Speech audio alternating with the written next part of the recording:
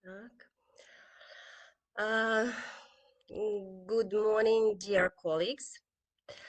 I'm very glad to be here with you today. Uh, so, let me introduce myself. My name is Vladlena Averina. I am a dermatovenerologist from Ukraine. And today our topic will be aesthetic gynecology. Um, like all my citizens, my life was changed 1 month and a half ago, and it seems that with all our event, that aesthetic it's became not so important. But no, my patient write me and they want to come back to normal life, even by those way, by beauty, by aesthetics, and especially by quality of life for those who stay in mostly safe places in Ukraine or who are abroad. And a few weeks ago, even 1 week ago, it was a congress in Monaco, IMWC, where we discuss all problems of aesthetics, aesthetic for face, aesthetic gynecology, and it's very, very important for quality of life.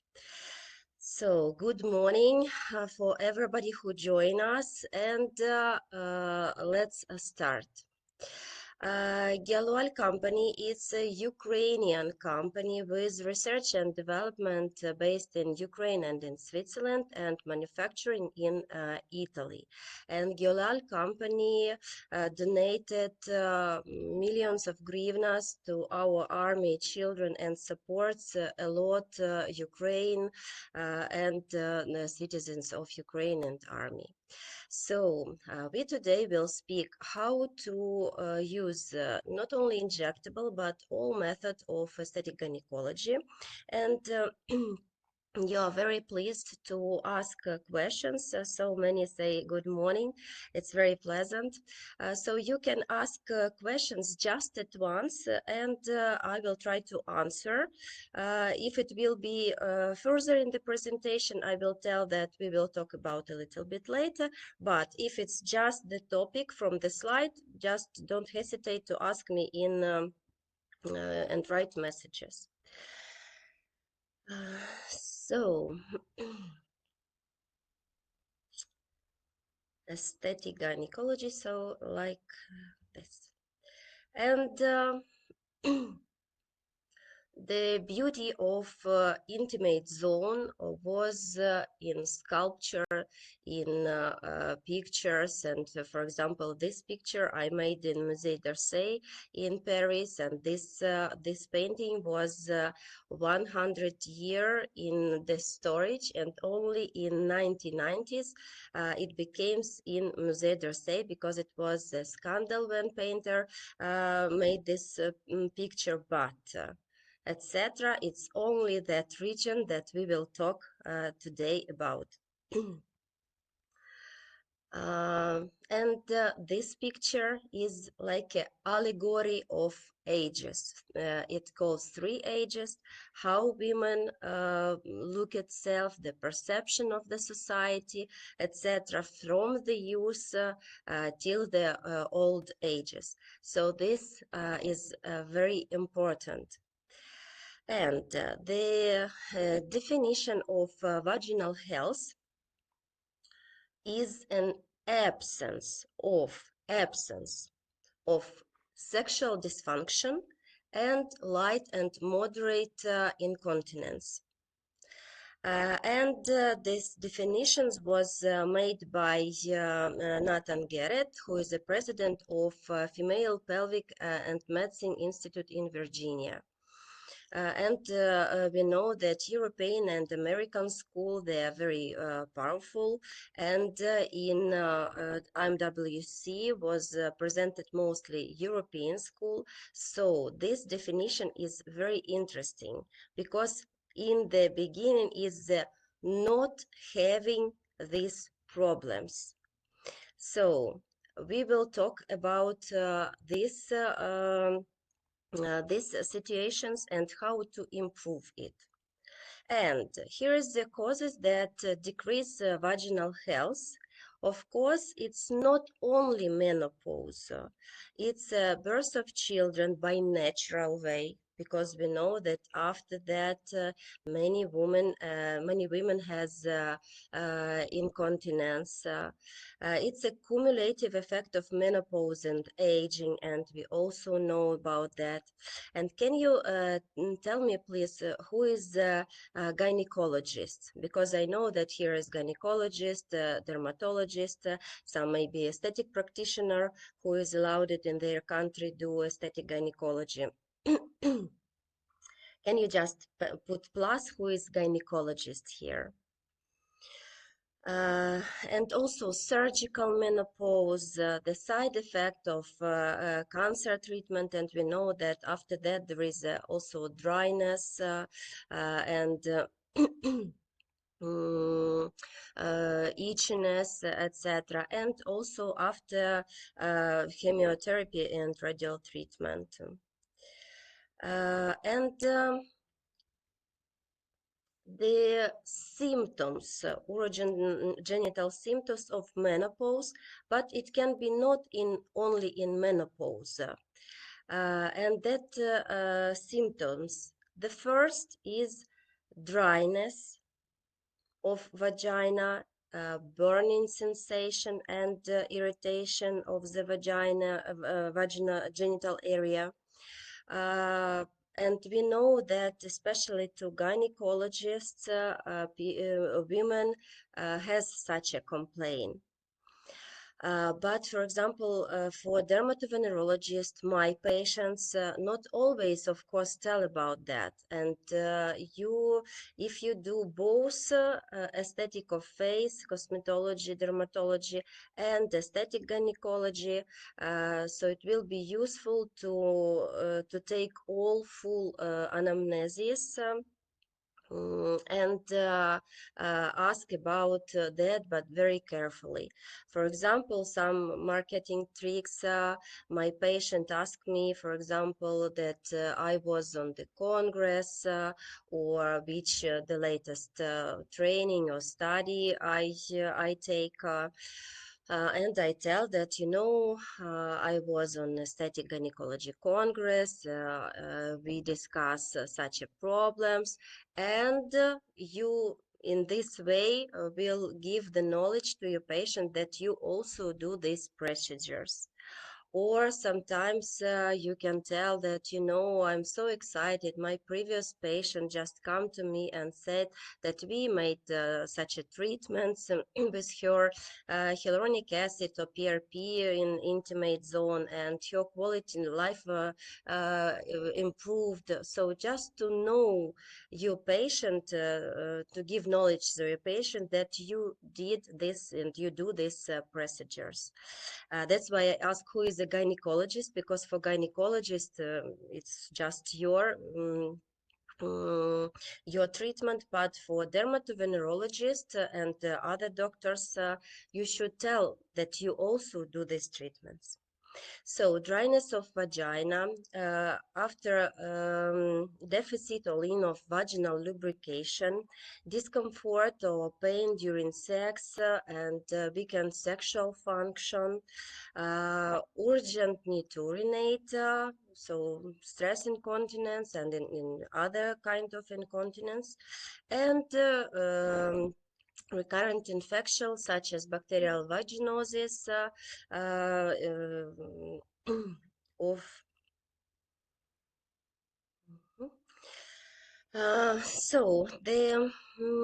it was also the study about how important is aesthetic of intimate zone.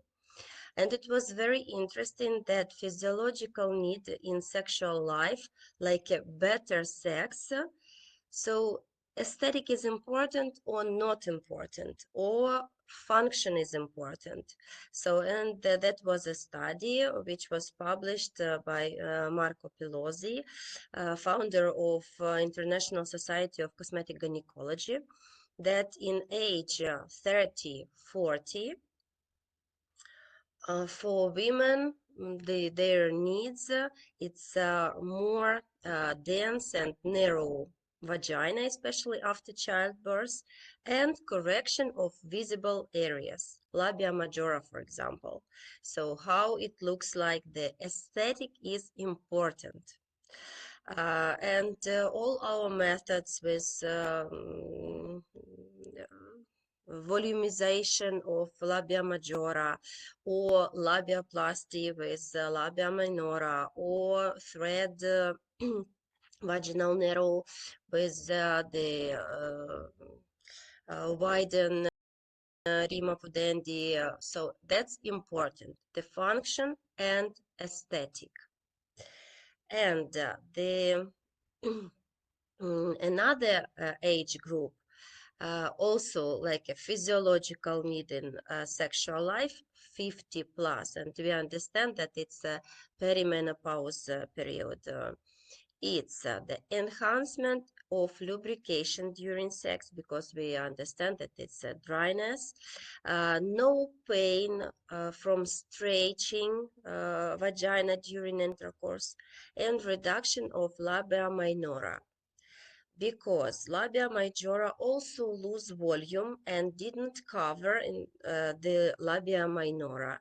And from that, and especially all the weakening of vaginal wall, etc., rima pudendi because became wider, and some kind of bacterial vaginosis in that period, dryness, etc. So function is important, and aesthetic is not so important.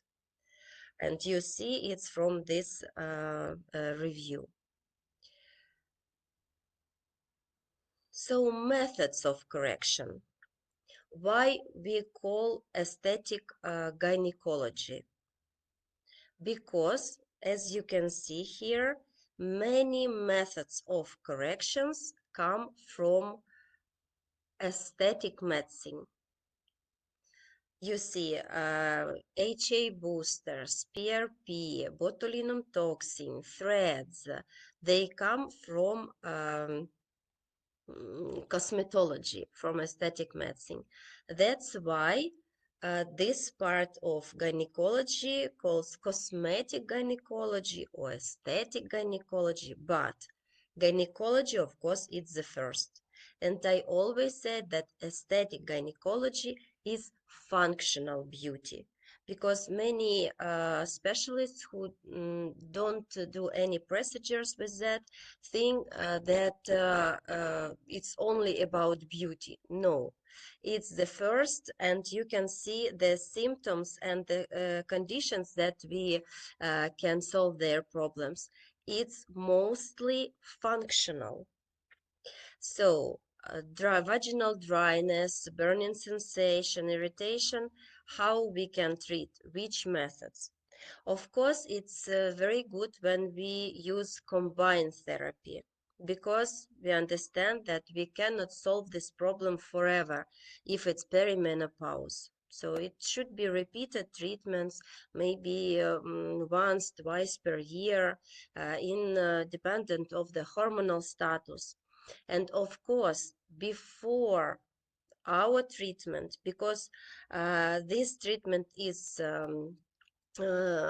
pathogenical or symptomatical, we should know the etiology. And of course, we should know the hormonal status of women, because without hormones, without the balance of hormonal system, all our treatments will have duration not so long, or will not helpful at all. So the vaginal dryness and all that symptoms, it's very good PRP, and many work was done by PRP with PRP treatment. Also injections of HA boosters, and now on MWC, that will be on the end of our webinar. Nicolas Bereni and Nicolas Zerbinati, they present some news about hyaluronic acid in aesthetic gynecology. So it's very interesting. Also, carboxytherapy. For stress incontinence, we can use botulinum toxin, but it's mostly for urologists because it's quite complicated treatment. Also PRP, just around urethra, HA fillers, and in my presentation I will show some slides how to do that. Lasers and radio frequency. About lasers and radio frequency, there are also evidence-based data that it's very helpful. Tonus reducing of vaginal walls. Of course, it's a Kegel exercise, but many women are lazy because Kegel exercise, it's like for muscles. So you should go, as you go to the gym, you also should do every day or day by day, day per day, Kegel exercises because it's training for your muscles. Some women are lazy, and you can propose them the special chair with functional magnetic stimulation from 6 till 10 sessions twice per year. It depends on the condition, and it's also very good for stress incontinence. Also for vaginal wall, it's lasers which make thicker the vaginal wall, and threads, PRP, etc. Sagginess of labia minora and labia majora. So for volumizing, it's lipofilling, it's hyaluronic acid, L-polylactic acid, threads also, PRP. So all our methods that we know in cosmetology and aesthetic medicine for tonifying and for volumizing. For labia minora, it can be PRP treatment, but mostly mostly the most useful method is of course surgical. It's labiaplasty. Also hyperpigmentation. The first time when I heard about hyperpigmentation in this zone, I was very surprised because, okay, face hyperpigmentation, yes, but in intimate zone. So it was also during the Congress IMWC in Monaco. It was 2016, almost 6 years ago. Yes, so yes, it was interesting, and I would say fashion on this treatment comes from Brazil and after Middle East, from women with third and fourth phototype, because it's a hormonal reason of their darkness of periareolar area and also labia majora. But there is a demand, so we should propose a method of correction. It's peelings, IPL, boosters, and today we also will tell about Xela Rederm, how it helps with hyperpigmentation. And decrease sensitivity during intercourse. It's you cannot measure it because it's very subjective, because it's about sensitivity, and sometimes it's injection of hyaluronic acid in G-spot, sometimes it's O shot with PRP, it lasers, etc. But it doesn't mean that if the first year it was good, for the second year it will not be the same, because you should take anamnesis, the somatic status, etc., etc. So everything that affect on the condition. So Anatomy. We work with injectables methods with anatomy in this anatomy in labia majora with volumizing. We work with labia minora to reduce it by surgery or tonifying with PRP. We work with a clitoris hood to cover or to open a little bit. It's a different techniques. We also work with posterior commissure just to make it, just to make tonus of this region or made this region wider. So this with all that injectable methods, and also we work with biorevitalization or redermalization, because axillary derm, we will talk today about redermalization. And when we work injectable with injectable methods, we should respect anatomy, of course, the Bartholini gland. Also, we should respect muscles when we work with botulinum toxin, and we know such conditions like dyspareunia, vulvodynia, vaginism, and this is a spasm, some with different etiology, but it's a spasm, and we work with different muscles with botulinum toxin. Also, when we talk about G-spot, we talk about from 2 till 5, mostly 4-5 centimeter on the anterior wall of vagina. And here is in anatomy, the in anatomical terminology now, this is the place near parauretral glands, and injection in that area provoke during intercourse more sensitivity and increase the emotions and feeling during orgasm. So in this way we work with the needle, and also with innervation and blood supply. In labia majora, I preferably work with cannula, and cannula 23 gauge cannula. Preferably it should be 7 or even 9 centimeters cannula. Some companies has 9 centimeters just to work on all this region. Because you know the blood supply and arteria et vena pudenda externa and the blood supply of all this region and anastomosis is quite rich. So with needle we work on clitoral hood, with needle we work on posterior commissure because it's not vascularized so much, so it's quite safe.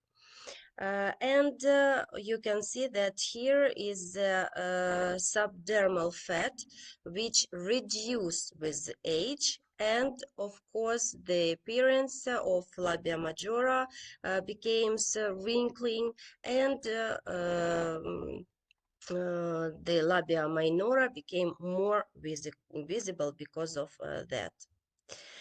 And some treatments, for example, surgical treatments, it's labioplasty and lipofilling, the same patient in the same procedure. So for surgery, it's like that. It's our work with our Ukrainian gynecologist Vera Avdeeva. Vera did labioplasty, I did lipofilling. It can be like that. But today we will talk about injectables methods that you can use in your work. And we will talk about axillary derm. Hyalual company, for those who just join us, it's a Ukrainian company with R&D department in Switzerland and Ukraine, and manufacturer in Italy. So axillary derm, very interesting product because it contains the purified non-cross-linked hyaluronic acid with succinate. So it's double synergic technology, hyaluronic acid and succinate. And we work with this product for redermalization. So, for hyaluronic acid, I suppose that all of you knows the benefits of hyaluronic acid and especially purified hyaluronic acid. It's the anti-inflammatory, restore water balance, stimulates synthesis of protein glycans. But succinate is very interesting, succinic acid. So it's for metabolism of the tissues, and it's very important in Krebs cycle, so gives energy, and especially the receptors to succinate present in all mesenchymal cells, especially macrophages,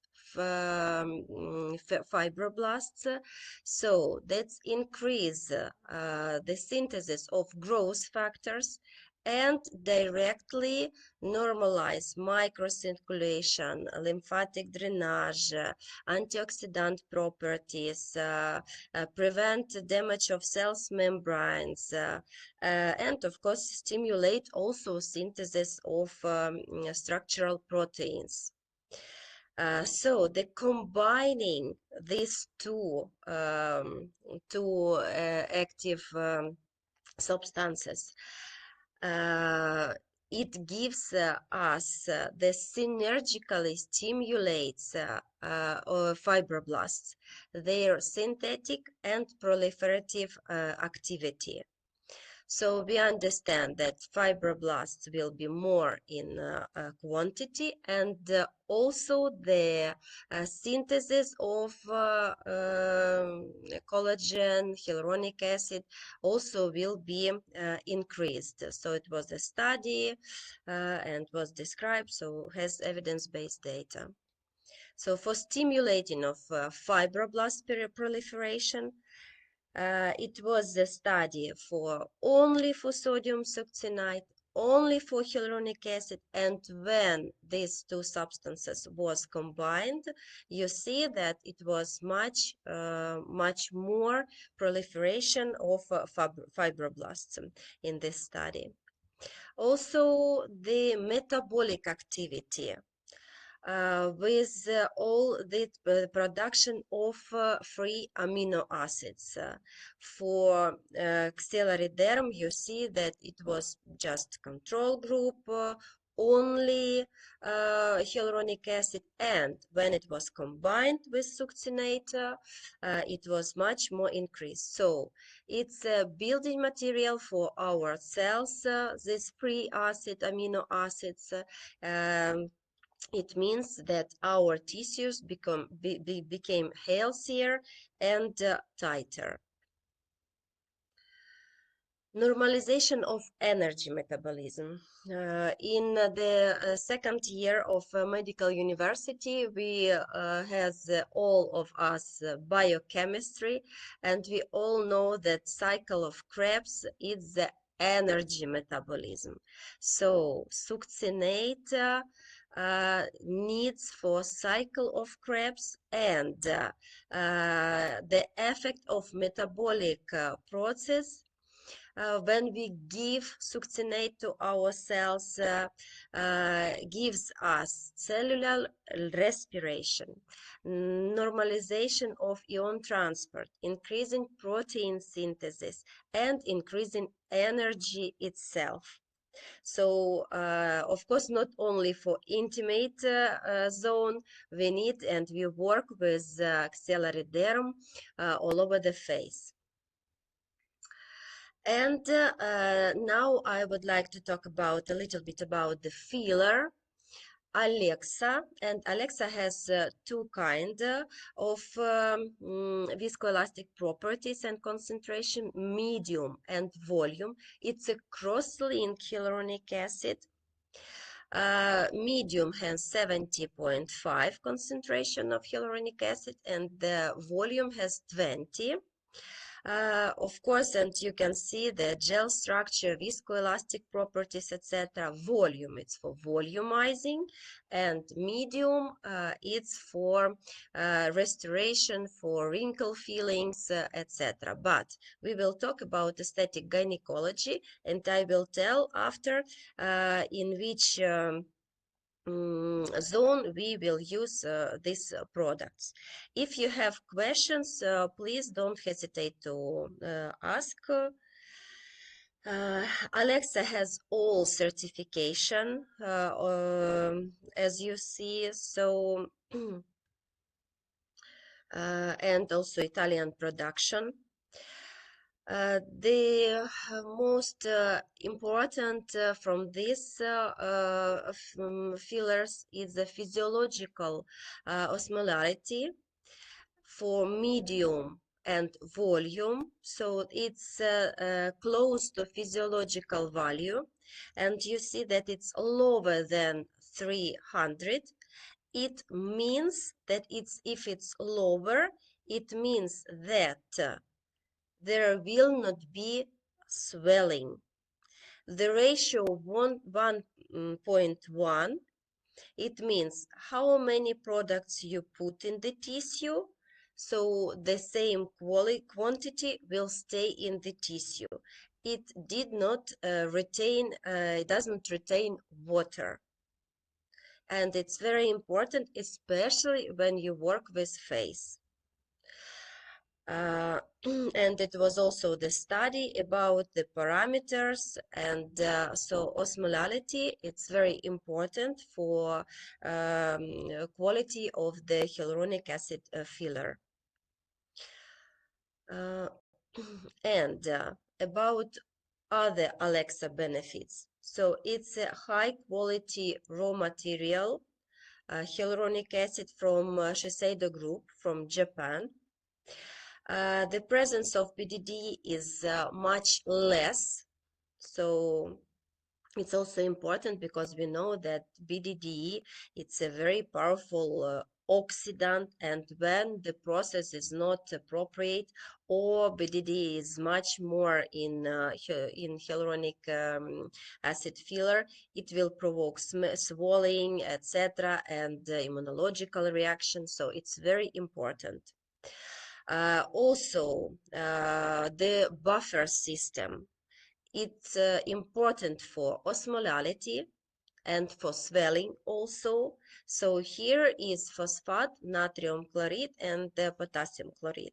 So it gives the physiological pH of filler 7.2, 7.4, physiological for our tissues, and also the optimal particle size of filler for medium and volume. It's important for cohesivity, for viscoelastic properties of products. So to combine in one procedure, you can combine two products. You can combine axillary derm, and axillary derm has three products. 2.2, the highest percentage, Rederm 1.8, and I would like to say that it's my favorite, and also axillary derm 1.1 concentration, and also Alexa medium and volume. So with two products, we will talk how we can solve some aesthetic gynecology problem. The first, it's anamnesis, and after external examination of patient, what she needs, if it's, for example, just aesthetic. So for this patient, it's my patient, she is 57 years old, 6 years of menopause already, and not many some complaints, only aesthetics. So we make the examination in standing and lying position, because it's very important. If we see that volume of labia majora needs to be restored, but in standing position, labia majora covers labia minora. So in this situation, we will work with the quality of tissue, because we understand if we will put much volume, it will not be physiologically in standing position. So it's a very tricky question. The first is quality, and only after in this situation quantity. So G-spot, G-spot. We made the examination of patient by finger, and we should ask patient if she feel some pleasant or unpleasant sensation, and where. So, and after on your gloves, you put like by marker some marks. There was pleasant or unpleasant sensation. If there is no sensation, maybe treatment of this complaint and injection in G-spot will not have any, any sensitive result at all. So it should be some pleasant or unpleasant sensation. And it's in anterior wall, approximately from 4 till 5 centimeter depth from introitus, and you put marking.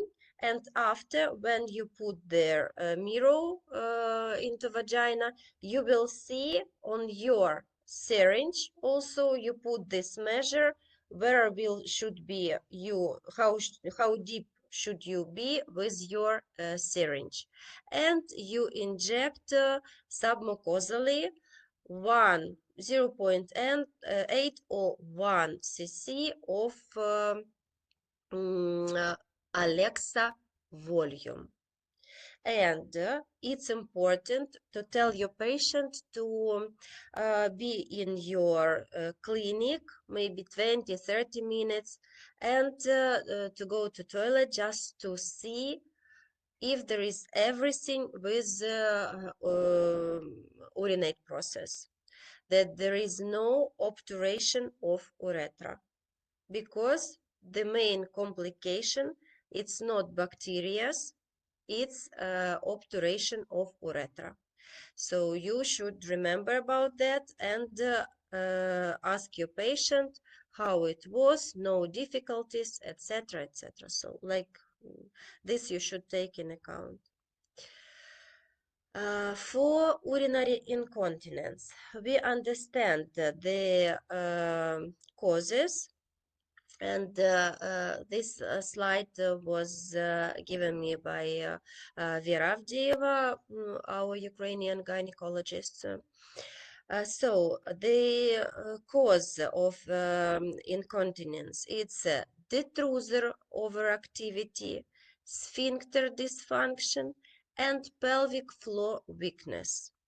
So the treatment can be lasers, radiofrequency, botulinum toxin, but I tell that it should do urologist, because they put with catheter and with optic system and inject into the bladder to decrease the detrusor overactivity. And we can work here with surgery, of course, but it's the not light or moderate cases, it's severe cases. And also we can work with stress incontinence with fillers. And with fillers, we make like the mechanical compression of urethra, and synthesis of own collagen, like stimulation of fibrosis. If it's a moderate case of incontinence, for that we put catheter fillet, and only after that we inject hyaluronic acid on 12, 6, 3, and 9, like the clock, 1 cc in each point. So it's around 4 cc for procedure. So the next is combined treatment for labia minora, labia majora. So after local anesthesia with local cream, maybe like 25-30 minutes on under occlusion, you do the first injection of hyaluronic acid filler, and for labia majora it's Alexa volume. I prefer do it with cannula 22 gauge 7 or 9 centimeters. If you treat your patient on gynecological chair, it will be from posterior entry point. If you treat it on your chair like cosmetological, so you put it up, and your entry point will be anterior. After that, I proceed to injection of axillary derm, and I like 1.8% of axillary derm is non-cross-linked hyaluronic acid with succinate for those who just join us. And I put it by the papulas. And it's very good for quality tissue, for tightening, for turgor of tissues, and also good with problems of hyperpigmentation. And we know that with menopause in third and fourth phototype, sometimes it's happened. For first and second phototypes, it's rare, but for third and fourth, it's quite common. So for hyperpigmentation, used concentration 1.1 or 1.8 hyaluronic acid with succinate. And why? Because it's very close, the succinate is very close to cuprum and to inhibition of tyrosinase activity. So we inhibit tyrosinase activity, and in that way we reduce production of melanin. And you can combine this treatment with intimate peelings. For example, the first intimate peeling, and after 5-7 days break, you can inject axillary derm. In 1 week after that, again peeling, and after again axillary derm. So it will be good for quality, not only for hyperpigmentation, the reduction of hyperpigmentation, but also for quality of tissue, for tonus, hydration. And how it looks like when you inject, it's Papulous Techniques intradermal with needle 30 gauge, and you see that you work with all that area. Even you can work with the internal part of hips, especially here, because for women in menopause period, we know that the quality of skin here also not very good. So you can take 1 cc for one labia majora, 1 cc for the second, so 1 syringe, and also you can take 1 syringe and inject in this zone. Also, you can inject axillary derm not only here, but also in posterior commissure, like this. By populace, big, it can be boluses or populace. It can be intradermal here, just to tonify posterior commissure and to reduce, to decrease the tonus of posterior commissure and vaginal wall, and to reduce a little bit by tonifying rima pudendi. Also, you can use Alexa medium with needle with fan technique. From one entry point you are submucosal, and you inject whole cc 1 cc in posterior commissure. Also, you can go by the needle 13 millimeters. It can be 27 gauge needle, just in 1 centimeter toward to introitus. Is there any questions? Yes, yes. Can we combine xyleriderm and PRP in the same session? Very good question. So now I will show you how to combine PRP and xyleriderm. It's very good question. So in the same procedure, because sometimes our patient don't want to come to us 3-4 times, or they come abroad from another city, from another country. So the express procedure, yes, we can work in the same session with xyleriderm 1.8. You can do it intradermally, papulus, and after you can inject like infiltration of all tissues perpendicular to the surface with PRP, and also infiltrate all this area. And also with PRP you can work intramucosally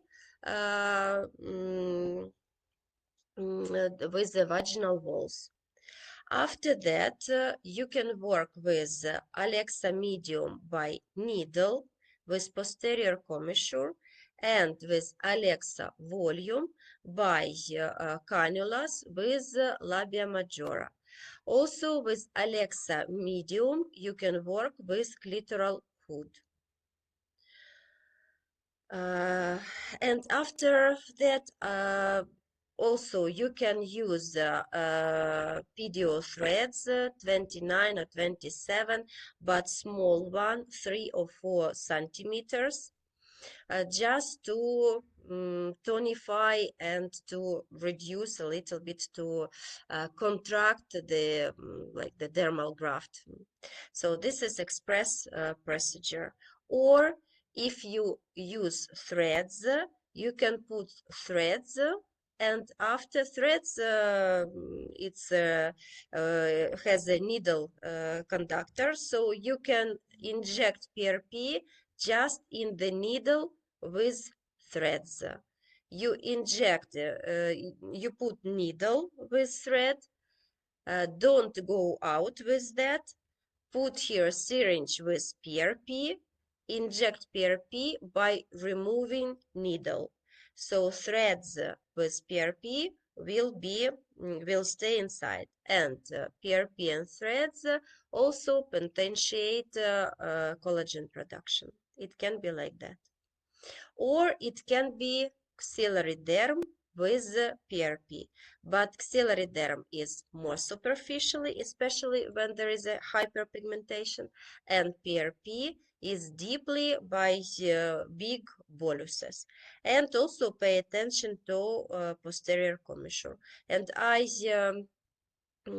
finish the procedure with some external gel with hyaluronic acid, or some cream with hyaluronic acid, and some antiseptics like dioxidine or something like that. So now I would like to show you a video, and after we will proceed to some trends and new article from IMWC. So now I will go to video. Mhm. So just for those who don't know how to inject with cannula for gynecologists, because for dermatologists we made here uh, anesthesia injectable just in the point, in entry point for cannula. Here's the cannula 22 gauge, 7 centimeters. I go subdermally and I go antegrade, just pushing product and go with cannula, pushing product, go with cannula, because it less painful for patient, because anesthesia here is only in entry point. And you see here is the most volume that was needed, and that's it. It's 1 cc. So for labia majora, you need at least 2 cc for each labia majora. And this is the volumizing product, Alexa volume. And we now continue with our presentation. Okay.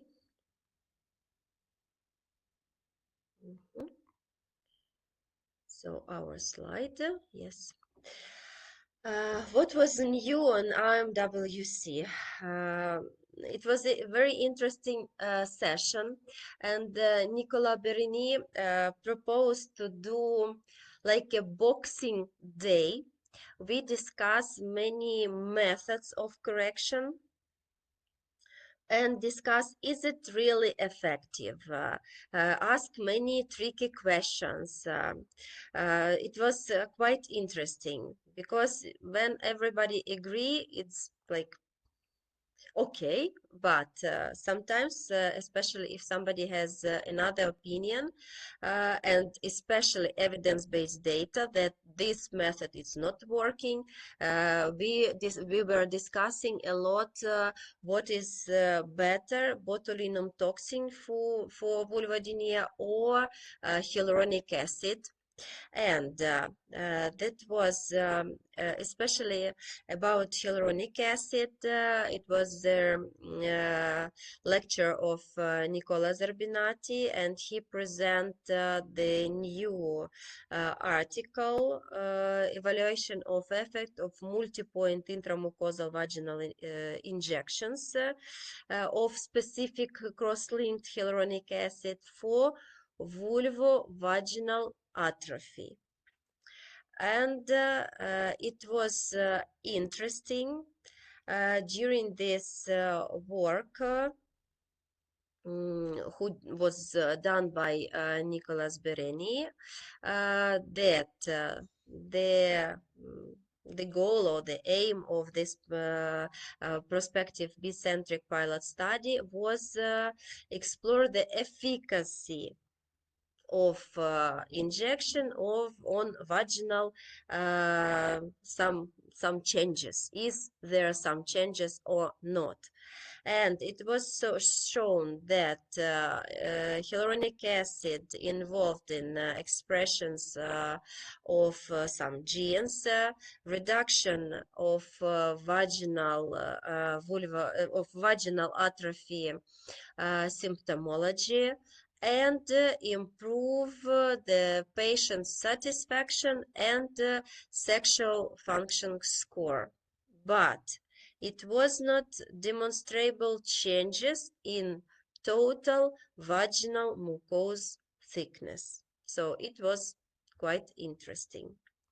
So the conclusion for hyaluronic acid in this study was that hyaluronic acid in gynecology shows powerful regenerative properties, and especially when it is injecting in intra-multi points, intramucosal, so it increased sensitivity and increased the quality of sexual life, but don't influence on the thickness of the vaginal walls. So was interesting because we also always talk about the hydration, about the thickness of vaginal wall, but it was more about sensitivity, about the intramucosal multi-point injections. About botulinum toxin, in gynecology, we use it in vaginism, vulvodynia, dyspareunia, and the injections can be done in musculus bulbospongiosum, and the duration of effect can be till 8 months. And from Nicolas Berigny lecture, he presented that the botulinum toxin, when we talk about pelvic floor pain, so that botulinum toxin has been shown to inhibit some neurotransmitters, and which are mediators of pain. So the conclusion was that botulinum toxin is more effective than hyaluronic acid when especially we inject it in the posterior commissure, etc., and to be effect on the some baristic receptors, but botulinum toxin is more effective. So for chronic pain, it was more effective. In the end of our webinar, I would like to tell that aesthetic gynecology is the functional beauty, because we work and now we talk mostly about functions and how to improve the quality of life for after childbirth and in perimenopause period. So aesthetic gynecology, it's the vaginal health and feeling young for women, increase the self-confidence, improve sexual life, quality of sexual life for pair, because one of my first patient was the wife from my patient man who I treat from alopecia. And you know, the treatment of alopecia, especially with injectables, it's quite long, 2-3 months. Each week we meet with this patient. Once he was in the Congress, he asked me why I was out.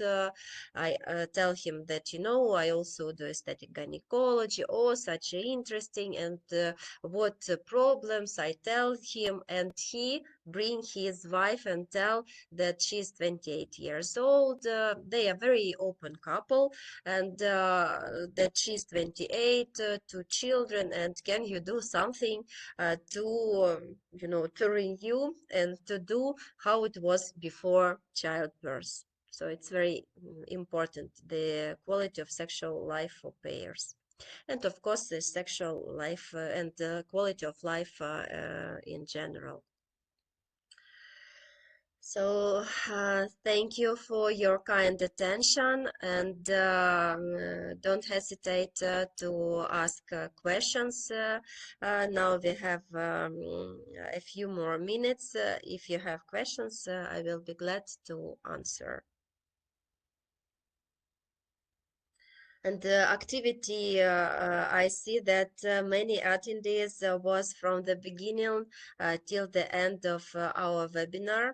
So thank you very much. And thank you for these questions. Was very, very practical.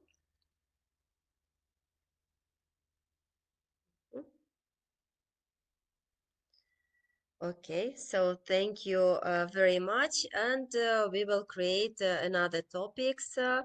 And the next our webinar will be about alopecia, and we will be together with our Ukrainian dermatologist Yaroslav Lata, and also will present the new trends from treatment of diffuse and androgenic alopecia and new trends from IMWC.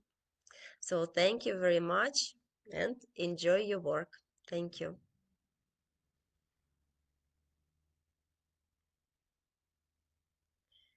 Okay, so I will send you the link about the Association of Aesthetic Gynecology. Yes, thank you. Thank you very much.